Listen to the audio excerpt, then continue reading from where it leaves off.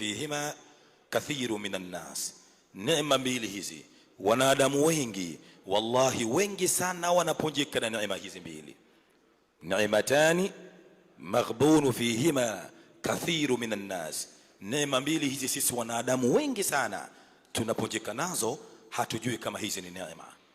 Wengi tunajua neema ni mwanadamu kuwa na majumba mazuri, neema ni mwanadamu kupewa ilmu, neema ni mwanadamu kupewa mansab, kupewa cheo, neema mwanadamu ni kupewa kathratul amwal wa sayarat wal iqar, kwamba ni mwanadamu kupewa magari mengi, majumba mengi na kullu ashan taban na kullu naqul anna hadhihi hiya an-ni'ma, hizi ni neema.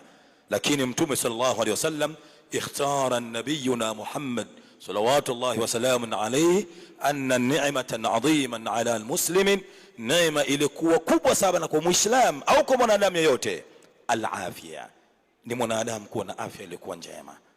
Mtume sallallahu alayhi wasallam asema ni'matani maghbunu fihima kathiru minan nas. Neema mbili hizo watu wengi sana wanaponjeka nazo.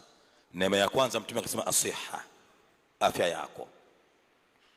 Hii afya yako hii ambayo ilikupa Mwenyezi Mungu itumie sasa katika wakati Mwenyezi Mungu amekupa hiyo neema. Wal faragh, neema ya pili Mwenyezi Mungu amekupa ni wakati na muda. Abu al-Abbas al-Mursi katika Iqadhul Himam na yana pia maneno yake anasema arba'atun, neema nne hizo kwa mwanadamu, kwamba in ayu anna al-insan, kwamba mwanadamu Mwenyezi Mungu kampa neema nne, na hizo neema nne huwa hazirejei pili inapokuwa zimeondoka. Ya subhanallah. Neema ya kwanza ni ipi? Al-afia, afya yako ni neema kubwa sana. Wal faragh, na muda pia aliokupa nani? Mwenyezi Mungu subhanahu wa ta'ala, kwamba hiyo afya yako ilikupa Mwenyezi Mungu itumie katika toa yake Mwenyezi Mungu. Afya ilikupa Mwenyezi Mungu usiitumie katika maasi, mambo ambayo ya kumchukiza Allah subhanahu wa ta'ala.